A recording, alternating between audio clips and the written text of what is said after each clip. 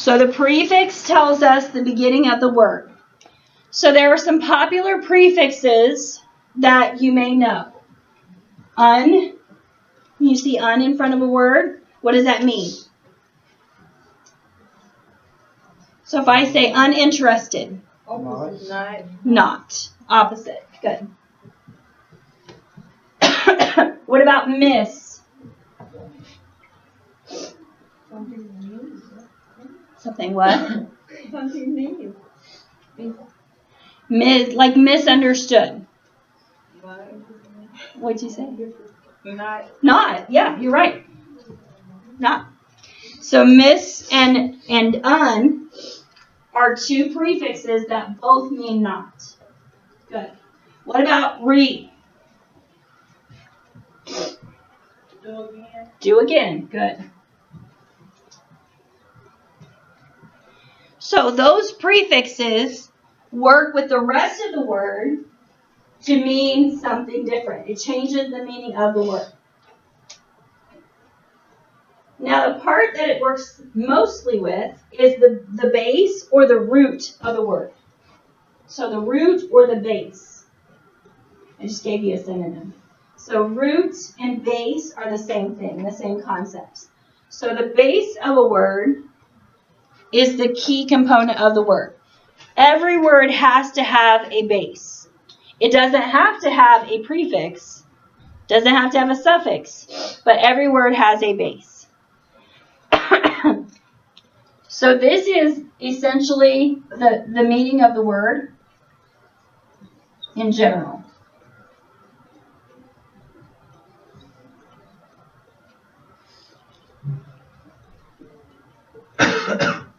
So the last part of a word is what we call the suffix. The suffix is at the end of a word, and it changes the job of the word, or it may change the meaning of the word. So what we mean by that, if I put ly on a word, what does it make it? Like finally, or The ly, if I put it on the end of a word, the sound. what part of speech does it make? Oh. Remember we were going over this on Tuesday? We said he ran quickly, he ran... Where's the end with ly? Yeah, what are words that end with ly? What part of speech are they? Adverbs, good. So ly typically makes it an adverb.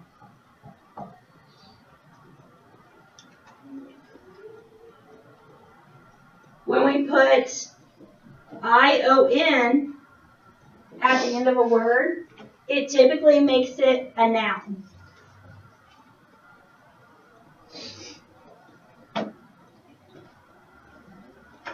What happens when we put ed at the end of a word? It usually makes it past tense.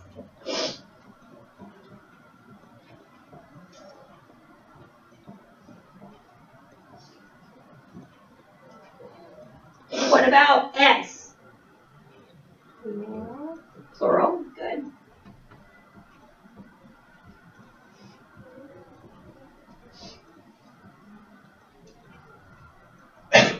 Now, keep in mind that these are usually, not always. So an example of this. Does that make it plural? No, it doesn't. So we have to look at the word, and this is happening when we're looking at words that we probably don't know or we may not be as familiar with. So we look to dissect the word, take the word apart, and then we start to pick up patterns. So what I'm going to give you guys is a root, prefix, and suffix chart. This is something that if you get time to look over it, this will help you immensely in understanding the meanings of words. I got this one. Okay. You can say it. Thank you. So again, this is how I picked up. I took English or Spanish and French at the same time for 4 years in high school.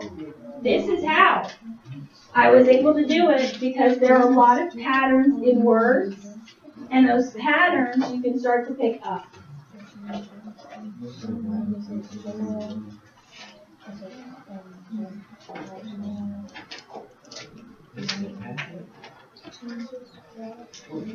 Again, this is just to help you out.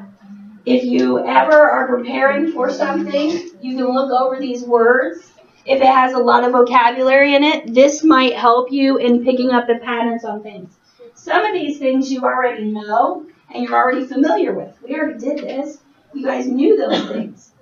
But you can learn more by studying some of these prefixes, roots, and suffixes.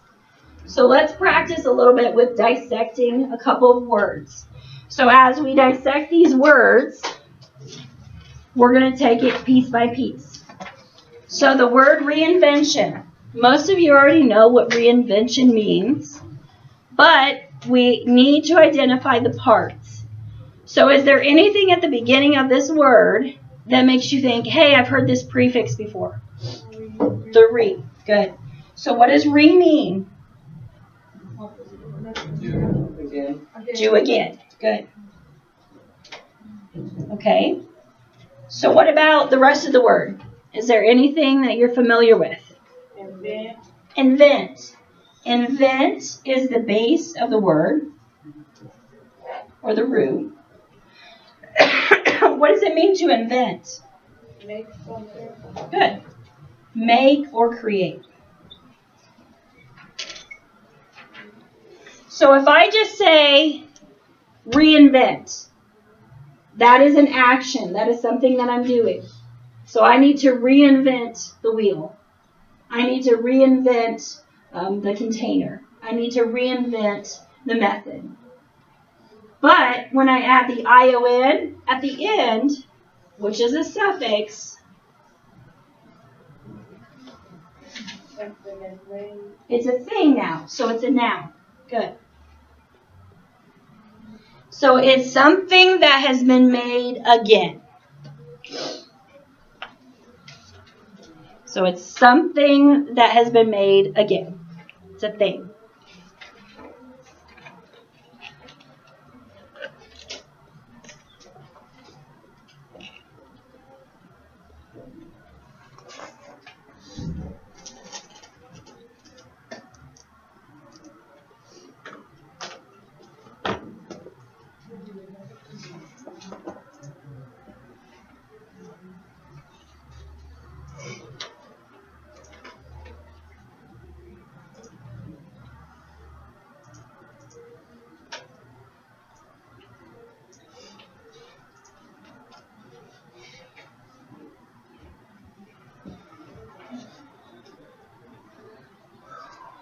Okay, what about the word indestructible?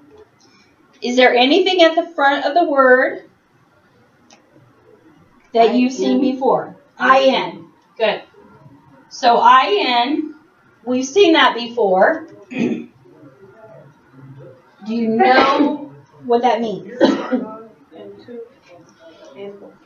It can mean into, and it can mean not. Okay? So we've got a couple of options. A lot of your prefixes are going to have options available. Okay? What else do you see in the word? Destruct. What does that mean? Destroy. Destroy, take apart. Good.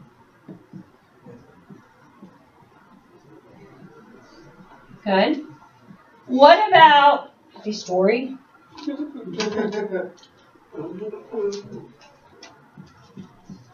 What about IBL?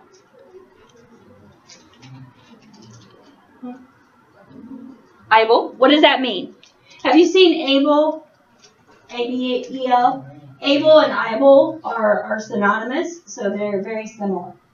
So what does IBL mean, or ABL? To do. Able, capable of. Yep.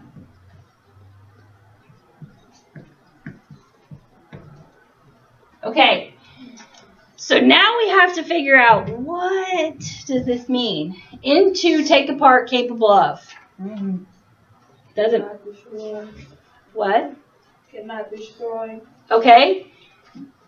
Not capable of being destroyed.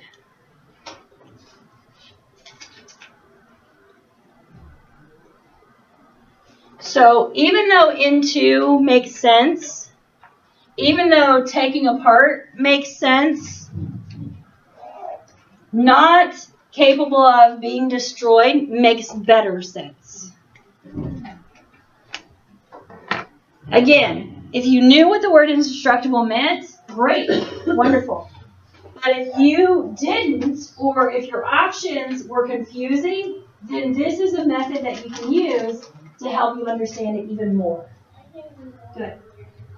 What about, let me give you some base words that you guys probably didn't even realize you know. What does that mean?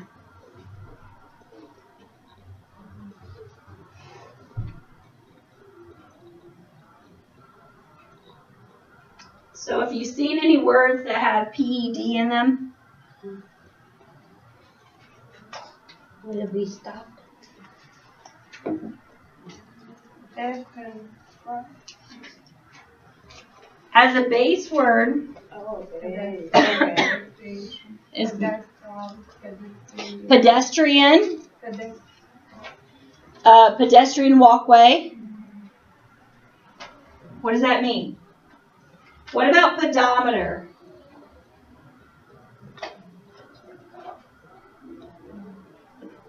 Don't think of pedophile. I know that's okay, so what do pedestrian and pedometer, what do they have in common? So what do you think ped means?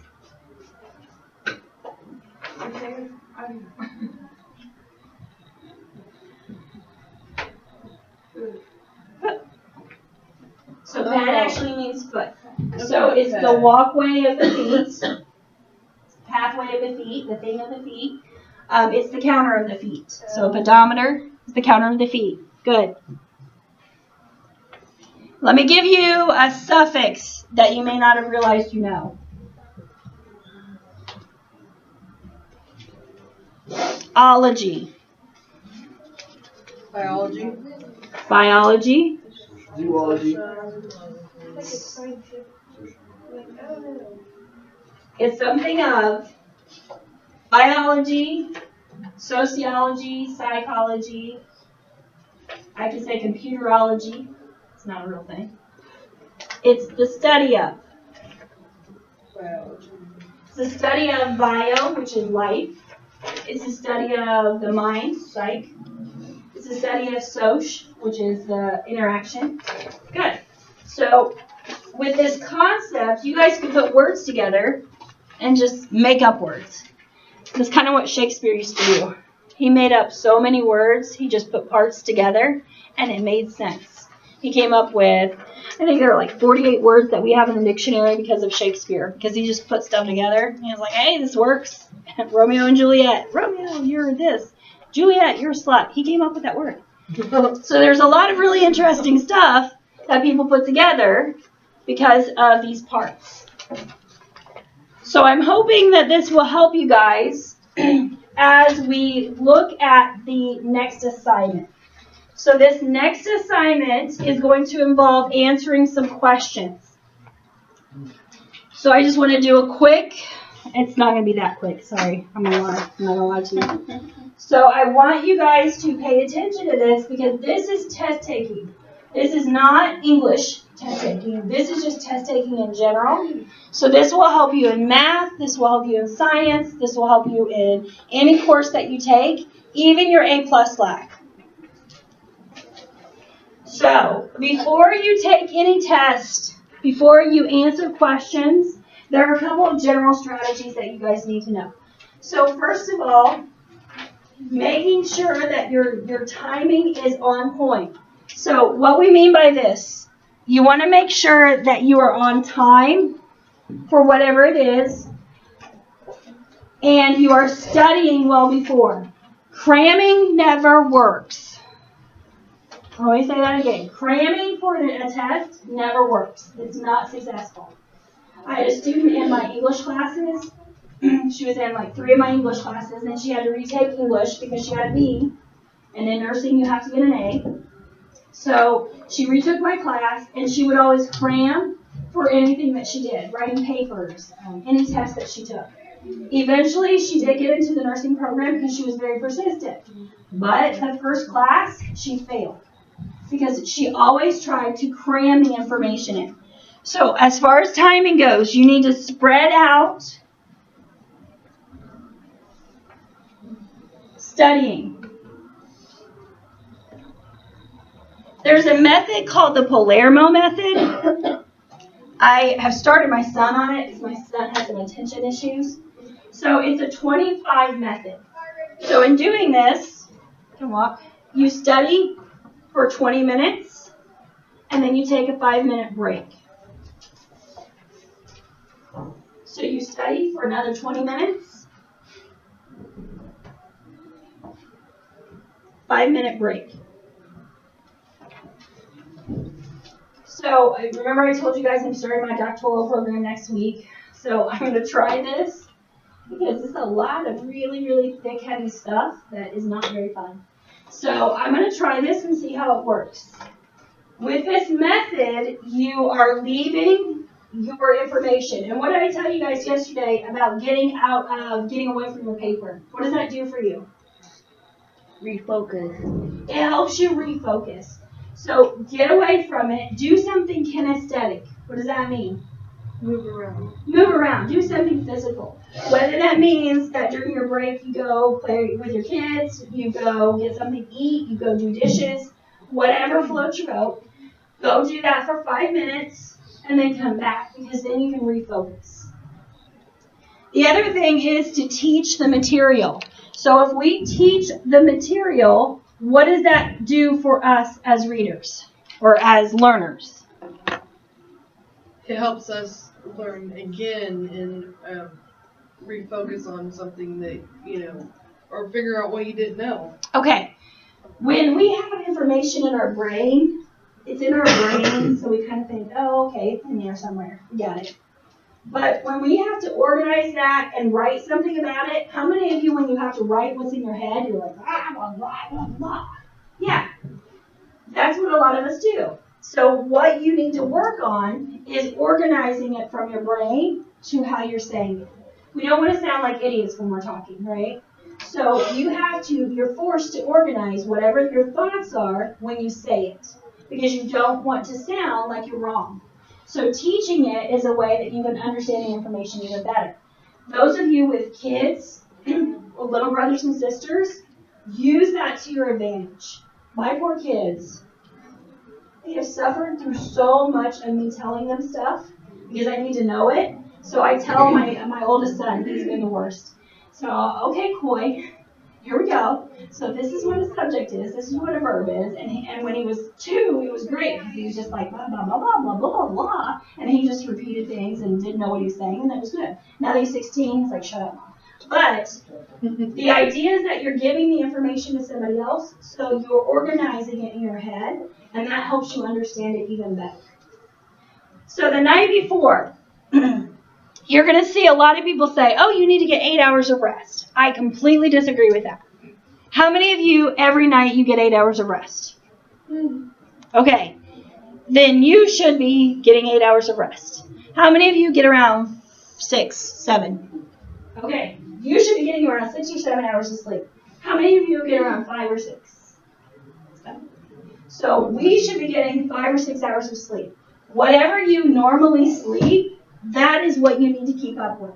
Why do you think you need to keep with your pattern? Because it's going to mess you up if you get off of it. Good. You're going to mess your body up. You're physically going to mess your body up. You're going to discombobulate yourself. So you're going to shift yourself if you don't stay within your routine. Whatever your routine is, you need to stick with that. How many of you eat breakfast in the morning? Okay. When you go in for an exam, you need to eat breakfast. How many of you don't eat breakfast, but you eat lunch? Okay. Stick to your pattern. Whatever your routine is, you need to stick to that. If your routine is stop by Storybook Express and get me a drink, then that's the routine you need to stick with. The problem with this is that you need to make sure that you are arriving on time and oftentimes a little bit early as well. So if you're late, that's going to make everything askew. So it's going to take everything off and you're going to be discombobulated again. Your body's going to go, oh, okay. Gotta refocus. And that mentally puts you in a bad place. Hydrating yourself. Water is the best hydration. Damn, you're in good shape. But I have like 3 cups of coffee over here, Diet Coke over here. Whatever you need to hydrate yourself, you hydrate yourself. It's important to stay hydrated because the hydration physically helps your body in keeping up with the material. The other thing is chewing gum is also proven to help people be successful. Mint gum specifically is tied to our memory. So the more that we chew mint gum, the more that we are supposed to remember stuff. And there are tons of studies, and they're from Harvard, so I kind of trust them. So make sure that the night before and the day of, that you are completely ready for whatever it is. We had a student who took the acuplacer in order to get her dual credit class, and she failed. And she turned around, and she went to the bathroom, and then she came back, and she sat down, and she did it again. I was like, okay, this is not working. So she failed again. So I gave her some tips and strategies. And what had happened that morning, her dog had gotten out. And she still didn't find her dog before she came to school. So that's like an extension of her family. So she was just very upset. She was very overwhelmed. Everything was off because of that. You cannot always put things off. Like the ECA, when you guys are scheduled for the ECA, you need to be here. You need to take it. But you need to do everything that you can to really prepare yourselves. The other part of this is listening. Now, I have listening down a couple of times because you need to really listen to your instructions. So I'm in the copy room a lot with other teachers. So here's how conversations in the copy room go. Stay copying. Dang it!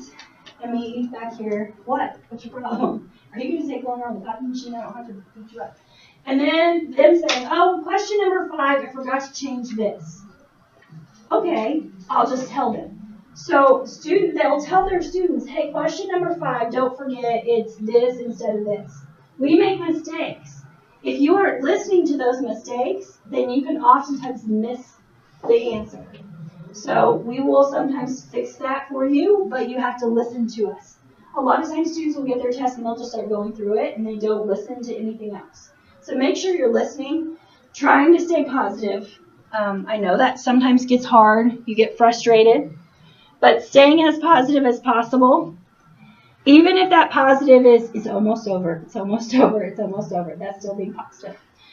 Reading all of the instructions. So it's important that you guys read all of your instructions. I used to do this activity with my students where I would have them like doing weird things.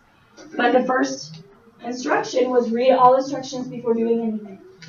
So then there would be students jumping up and down, writing their name on the board, because they didn't listen and look and read all of the instructions. So the last instruction was do none of these except write your name on the paper. So they were doing all this weird stuff because they just didn't pay attention. It's really important that you guys read all of the instructions. My son comes home a lot and he has math, and it'll say just do the odd numbers, and he'll do the even numbers. Read it. But you have to read the instructions. Using your strategies, using the strategies that we've talked about with active reading, but also using the writing strategies that we've talked about, it's going to be helpful. So composing your answer first is something that basically that just means think of what you think the right answer is after you looked at a question before you look at the answers. So a lot of you guys, remember we talked about this yesterday, you go straight to the questions and then you go back and then you go back to the questions and you think you're going to figure out the answer, but you're going to miss the questions that are usually worth the most points if you don't read it first. So we're going to practice with this idea, this concept, and as we're doing this, we're going to go over true-false questions, multiple choice questions, and then fill in the blank and short answer questions. So the first part of this is giving you guys the reading. And this is continuation of what we've been talking about. So as you guys read this, I want you to annotate what you're reading. I don't want you guys to answer the questions yet.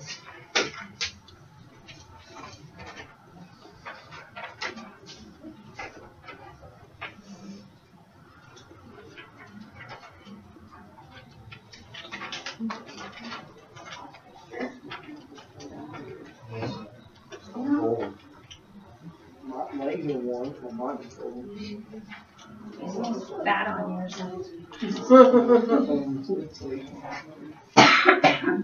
Okay, this piece is called Mesopotamia. So remember before, we looked at the title and we analyzed what we know about the title. So what a difference a few years can make, and then the title listed here is Mesopotamia. So what do you think this piece is going to be about? Mesopotamia. Mesopotamia. How many of you know what Mesopotamia is? Okay, so Mesopotamia is a place, and you're going to read a little bit about that as you go into this. So before you actually read, there are a couple bolded words, Mesopotamia and inhospitable. So why are they bolded? They're vocabulary words. Good. So we need to pay special attention to those. The other thing is we look at any visual components. So there's a map. On that map, it says Mesopotamia.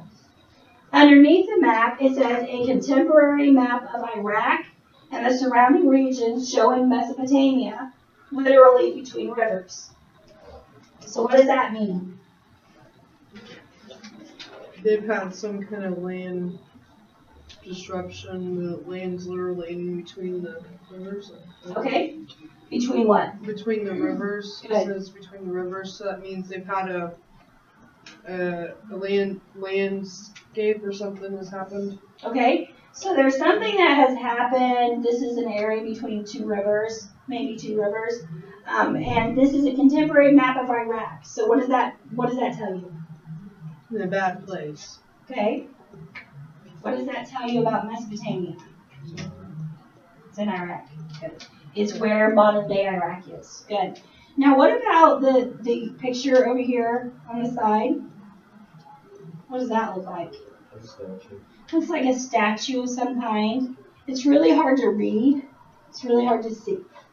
So as you guys are reading this, I want you guys to identify the patterns because you're going to be looking for the main idea. So in looking for the main idea, we find things and ideas and concepts that are repeated over and over again. So you want to circle one word that may be repeated. You may want to underline a different word that is repeated. Keep in mind that your patterns need to be consistent, and we don't underline things like the. Yeah, the is going to be used a lot. We underline key ideas and key concepts. How do you read? Read in chunks. In chunks. Good. One paragraph at a time. What do you do after you read that paragraph? Back. No, don't go to the questions yet. Don't go to the questions yet, Kyle. So after you read a paragraph, what are you supposed to do? What did you do yesterday on We Are From Africa? You find the repeated words and write yourself a summary off to the side. Good. And then you move to the next paragraph. And you annotate. You find the words that are repeated over and over again, and then you write a note off to the side. So I really want you guys to practice with this idea of annotating, even if you think it's a waste of time. You are going to get points for annotating. Your test later on is going to have annotating. Your midterm is going to have annotating. So you need to get into the habit of annotating correctly. If you underline everything, I'm going to give you 0 points. So find the things that are repeated, the key ideas and concepts that are repeated. So I'm going to give you guys about 10 minutes to read this and annotate. Don't answer the back questions yet.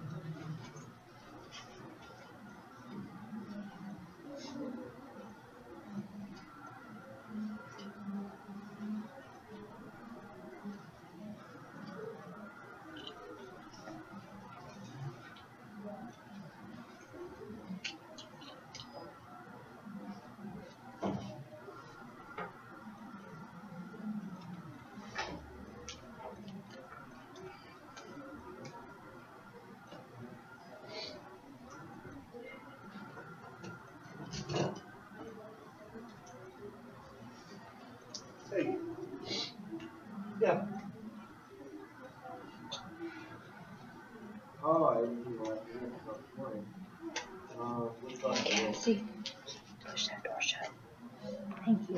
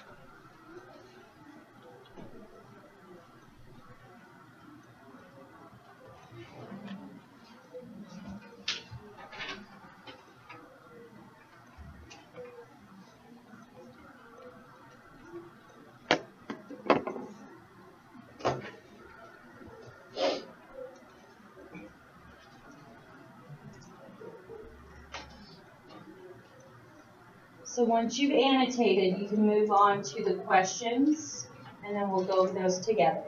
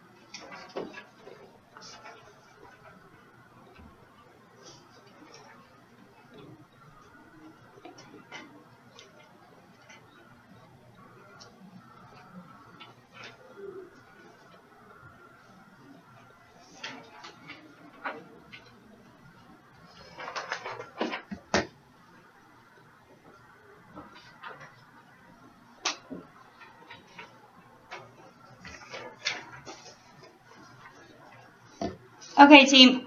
So most of you are finished reading it, and I see a lot of you flipping back and forth looking for the answers.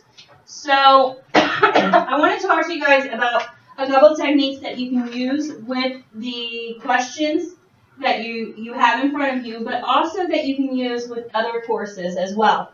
So the first one of these is the true-false, because true-false, even though it's questions number 3 and 4, true-false questions, you're going to see a lot, and they just tend to throw us off. There's a 50-50 chance that we're going to have the right answer, and we may instinctively go with something, but more often, true-false questions throw us off. There's a word or there's a phrasing that messes us up and causes the wrong answer. So a couple of things that you guys can start doing with true-false, and we're going to go over these together, so if you don't have the answer yet, don't worry about it.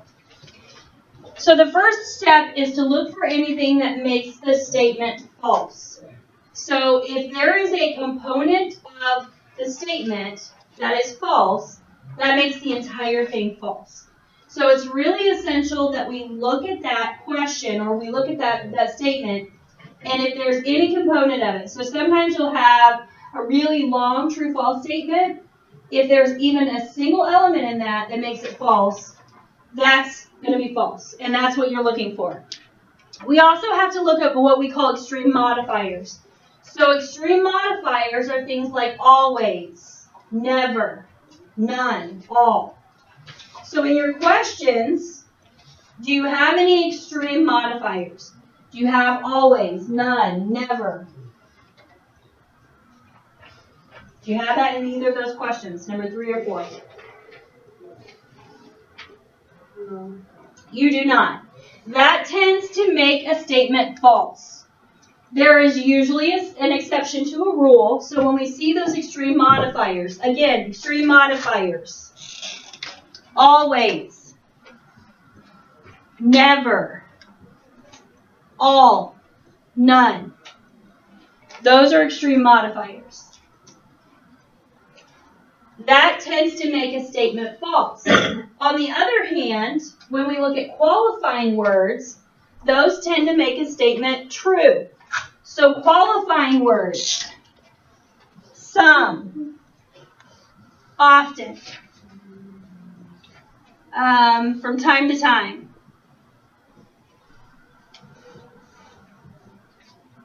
occasionally. Those tend to make a statement true. So do you see any qualifying words in the true-false? Yes. So Shamash was often associated with justice.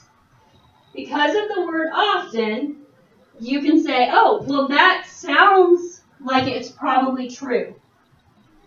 So it's also really important to look at the wording very carefully. If we go back to the passage, Shamash is talked about at the very bottom in the last paragraph. And it says the powers granted to him by the sun god Shamash. Because sun is thought to bring likeness to dark, he was commonly associated or connected with justice. So that statement is true or false? True. Good. So because of what we have shown ourselves, we have given ourselves the reasoning that we say that this is true. But it gives us a big hint that it has a qualifying word. We also look for reasoning. Reasoning tends to make the statement false. So we have to look at the specific wording, but if you have a very long statement that has reasoning in it, so because of da-da-da-da-da, that tends to make the statement false. Let's look at the number 3. The cities of Ur and Uruk grew slowly. Okay, why did you say false? But it didn't say that in the passage. Okay, so what does it say in the passage? Growth. Okay, and what paragraph are you in? The third one. Okay, so the reasons, still not well understood, they underwent a sudden growth and change. So you can point to that and say, well, no, that means that they grew quickly. So that's the opposite of this. So that makes it false. So number 3 is false, and number 4 is true. So you guys see what we've been doing? We've been looking at our possible answers, and before we commit to something, we're going back and we're looking for what we call the evidence. It is so essential for you guys, especially in 3, as you build up to 4 and 5 and ECAs, that you guys start looking for the why. You look for the why, not the YMCA. You look for the why in your answers. The next part of this that we'll talk about is the one that you will probably see more often, and those are multiple choice. So multiple choice questions, as I said before, the first thing that you want to do is formulate your own answer before you look at the options. That's really hard to do because our eyes naturally go down to the answers. But if we're looking at the first question, Mesopotamia means, we want to think in our head, okay, I remember that. I remember reading about what Mesopotamia means. And then we want to eliminate unlikely answers first. So let me give you guys the real deal with teachers. So when we're creating multiple choice questions, we go, okay, here's the real answer. Here's something that's very similar to the real answer. Here's something else. And here's something funny. So the funny one you can usually eliminate, and they're not necessarily funny, haha, but they're funny in our heads. So which one can you eliminate? B. B, a mess of Ta and Nia. I thought it was funny. Mesopotamia. I thought it was funny when I was creating. So there's usually that silly answer that you can eliminate. So B is off limits. B is not a realistic answer. Now land, Tigris and Euphrates, and between rivers. Is there anything else that you can eliminate right away? B. D? Is that what you said? B. Yeah. Because Mesopotamia was alive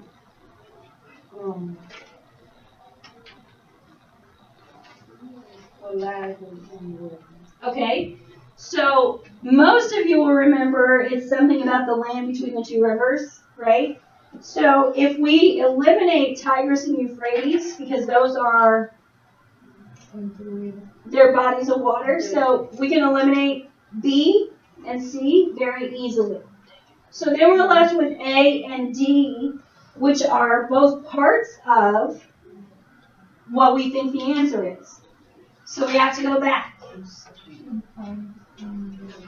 So you can find the answer, you can find the information in a couple of places. Mesopotamia, the land between the rivers, derives its name from blah, blah, blah. So now we're down to land and between rivers. But we have another place that our answer is actually at. Where is that place? Where is the answer actually at? Under the picture, you see that Mesopotamia literally between rivers. So this is what you guys are going to encounter. You're going to encounter really tricky questions like this, where both answers look right and instinctively you go to one and then you have to defend it. Because the answer is actually D. D is the correct answer. So it's important that we do our best to confirm our answers. And oftentimes answers that are longer are correct when it comes to multiple choice. You're usually, like I said, you're usually going to have 2 answers that are very similar. So land and between rivers, those are very similar because those are both parts of what the first initial definition was. So we look for those similarities. Now let's try the second one. What is the best meaning of the word inhospitable? What can we eliminate immediately? In the hospital. In the hospital. Okay, that's kind of silly. Which 2 are very similar? Dangerous. B and C are both very similar. So we can eliminate A and D immediately. Get those off the option list. So out of those 2, they're very similar. So if we go back, these two rivers created the Fertile Crescent in the midst of surrounding inhospitable territory. So how many of you think it is dangerous? That's the one I chose, but How many of you think it's unfriendly? Okay? Those of you who think it's dangerous, why do you say dangerous? Because it gives an example of modern country in Iraq. Okay? So, in the picture, is that what you're talking about? No, Okay, the space we call Mesopotamia is roughly the same as that of the modern country of Iraq. Okay, are they talking in there about the tension in Iraq, the conflict in Iraq? They're actually talking about the sides. So, this is where we really have to dig into it deeply, and we have to weigh our options. Is there anything in here that shows that Mesopotamia was dangerous, or the territory was dangerous? No. No. Maybe unfriendly. So unfriendly is probably the better answer. Sounds friendly. Unfriendly. Sounds unfriendly. Yes, yes.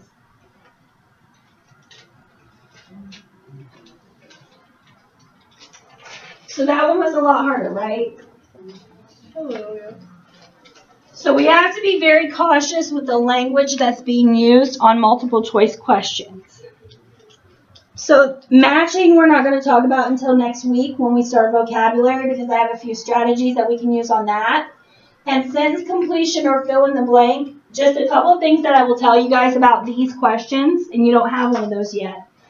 With sentence completion or fill in the blank, that's where you have a space and you have to write the answer in. 2 hints. 1, look at the length of the space, because as teachers, we go, okay, this is going to fill in this much space, and we give you that much room. The other part of this is making sure that you're providing description if you can't immediately think of the answer. That description usually helps you fill in the information. I will tell you guys that on these and on the constructed responses, if you don't fill in the space, then you're going to get a decrease in points. That's just the way it is. In my past life, I used to grade ISTEP, worst job ever. We had to grade the essays for ISTEP. So we had 600 essays that we had to grade in an 8-hour period. Yes? So do you think we read every single one of those things? No. No. The process was like this, and this is why I quit, because I hated it. They said, did they fill in the lines? Did they fill in all but 2 or 3 lines at the bottom? Yes, they get a point. No, take a point away. Yeah. Is it legible? Yes, give it a point. No, take a point away. Do they use semicolons? Yes, give it a point. No, take a point away. That is a horrible grading system. That is why ISTEP is one of the worst things ever. But that is the way the system's set up. And that is the way a lot of your systems are going to be set up. So it's really important that you guys start filling in the information, filling in the blanks. I read 2 essays, and I was so mad because it was obviously a guy. He had that really tiny guy writing that my son does, really small, but it was good. And he got to the point, and he said it, and he said what he was saying, and he had some examples. It was really good. And we had to take points away because it was only half of the lines. And it wasn't the greatest handwriting. The girl, she had beautiful flowery writing. She had a heart over every eye. It was just very flowery. I think she had flowers off to the side. We had to give her a point, and she said nothing. She said the same thing over and over again, but none of it was significant. So she got a higher score than he did, even though his content was much, much, much better. That is where systems get into in the way. And you guys are going to encounter systems. So you're going to encounter tests where you need to fill in the information. So I want you guys to start practicing with this. And we have a method that we call ACE. So I'm going to show you guys the ACE method for constructed responses. And that is the last 2 questions that you have. So in doing this, there are a couple of techniques that you guys need to start using. You will get points for using this, and you will get points taken away for not using this. So keep this in your head. So the first part, anytime you have a constructed response, that's when you have a question or prompt, and then you have to answer it on a bunch of lines. Anytime you have those, you want to organize your thoughts before you start writing. The other big hint is paraphrasing the original question in your statement. So what I like to do is highlight or underline the key words.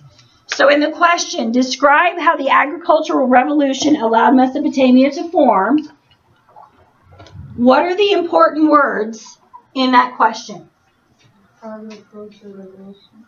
Okay, agricultural revolution. Mesopotamia. So oftentimes students would answer this with, it allowed them to blah, blah, blah, blah. That is not going to maximize your points. You know these questions 1, 2, 3, and 4, those are usually worth 1 point. Question 5 and 6 are usually worth 5 to 10 points. So it's more important for you to do well on questions 5 and 6 than it is to get all of the other questions right.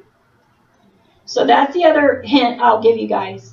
If you're going to answer questions and you're limiting yourself on time, or you know you're going to run out, it's really important for you to answer the points that are going, or the questions that are going to maximize your points.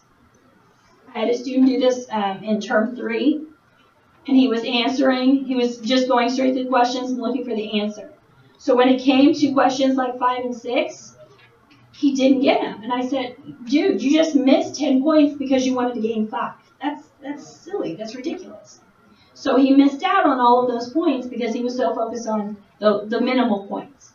So it's really essential that you guys focus on those constructed responses. But I will tell you guys, if you do not add part of the question in or the prompt into your first sentence, you're not going to get that many points. So in order to answer this, let me get there. We are describing how the agricultural revolution allowed Mesopotamia to form. This is where we can make our passage look really good. The agricultural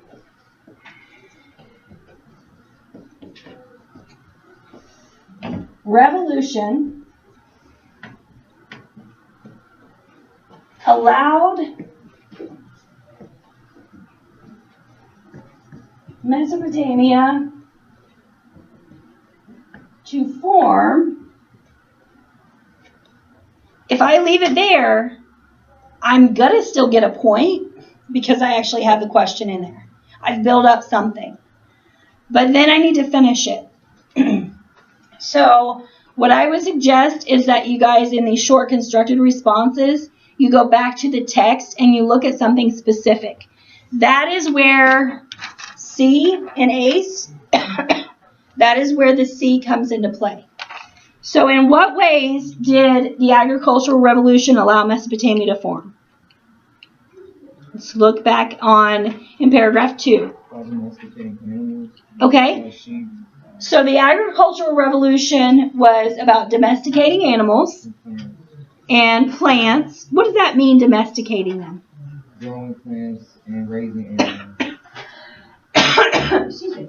Growing and planting them. So domesticating them is bringing them into the home or that environment. So by doing that, instead of going out every day and, hey, son, go hunt for our dinner tonight and tomorrow and whatever, instead of doing that every day, they bring them in and then they have them there so then they can work with them there. So it's kind of like instead of going to the grocery every day for tomatoes, you've got a garden outside where you can go get them. Okay? So they're domesticating plants and animals. Any other ways that it allowed the Mesopotamia to form? They started building like that reed and electric. Good. So they start building homes. So what I would do is highlight those important key pieces. So we have domestication, and establishing homes. So in order to complete this sentence, I would be very generic and then bring that evidence in a few ways.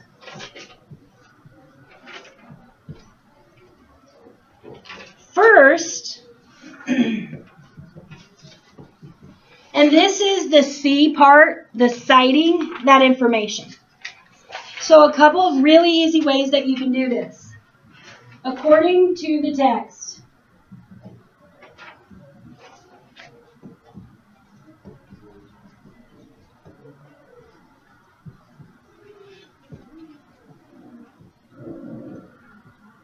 So we said domesticating plants and animals.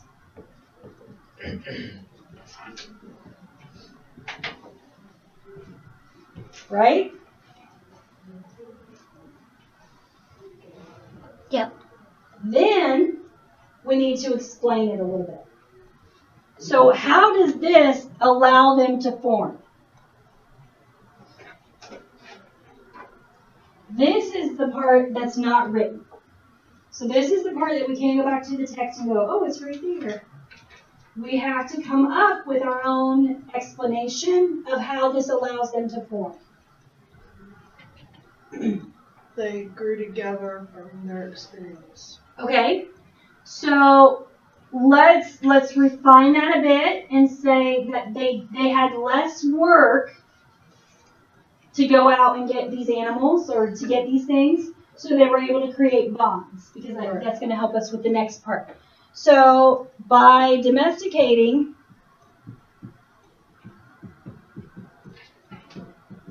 doing this will also bring in the terminology from the previous sentence, which shows our reader, the teacher, that you're paying attention and that you're on the right path. By domesticating, the people were able to bond and grow together.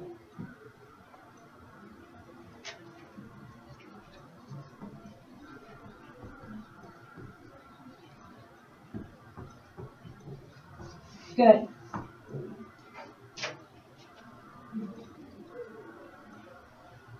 We also need to have that they established homes. Why is it important to have that second piece of evidence? Because then it shows that they're living to domesticate the animals somewhere, living somewhere domesticated. Okay, so it brings in additional proof of how it helped them form, but it also connects back to this domestication of the animals. So it connects in two different ways. Good. So then,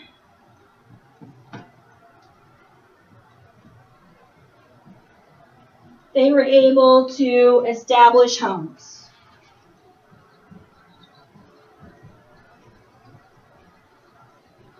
Now, anytime that you're bringing in something from the text, I want you guys to get into the habit of saying, according to the text, or as stated in the text. Something that shows that you were talking about a point in the text.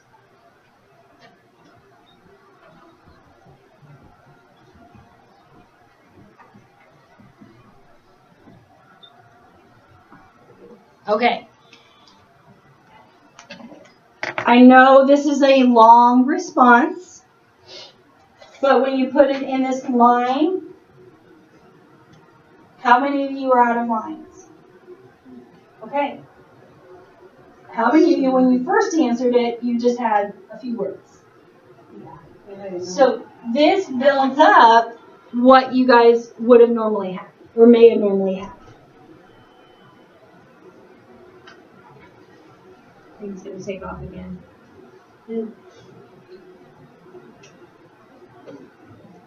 So what I want you guys to do on your own, I want you to answer the second question. So the second constructed response question, how do leaders get power? So how are you going to explain that? Cite that. Okay, that's the answer portion. So leaders get power by blah, blah, blah. Do you have any examples of that? Yes. Like, how does answer it? Where are you going to pull evidence from? Where are you going to pull your answer from? The last paragraph. Okay, the last paragraph has the information about who?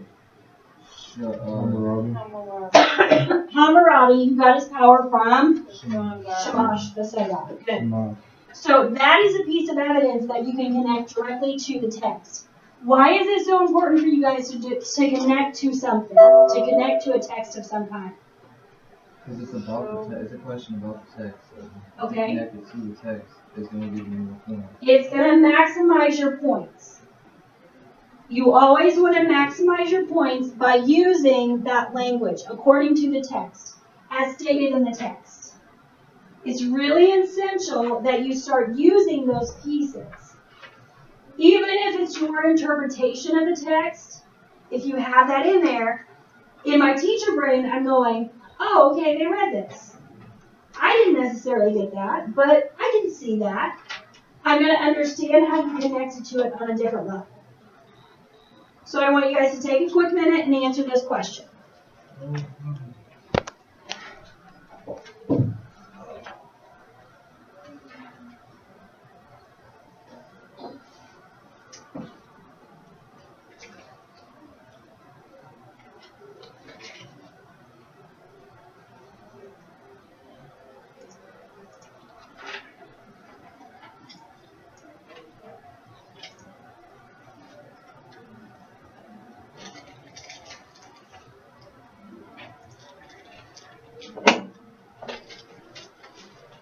Once you're finished, I will come around and collect it. Make sure your name is on it.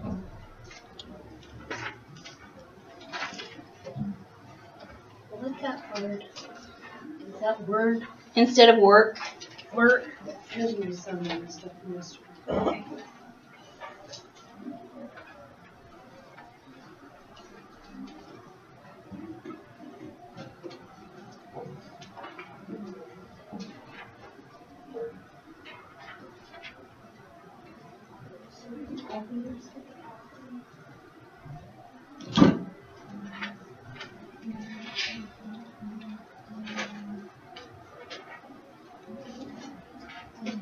This is an example of how well we got it. So this is in the context.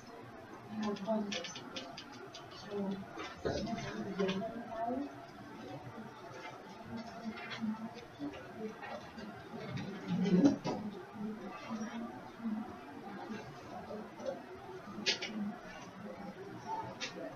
So instead of starting with this one, we use that word connection. And then Hammurabi has connection.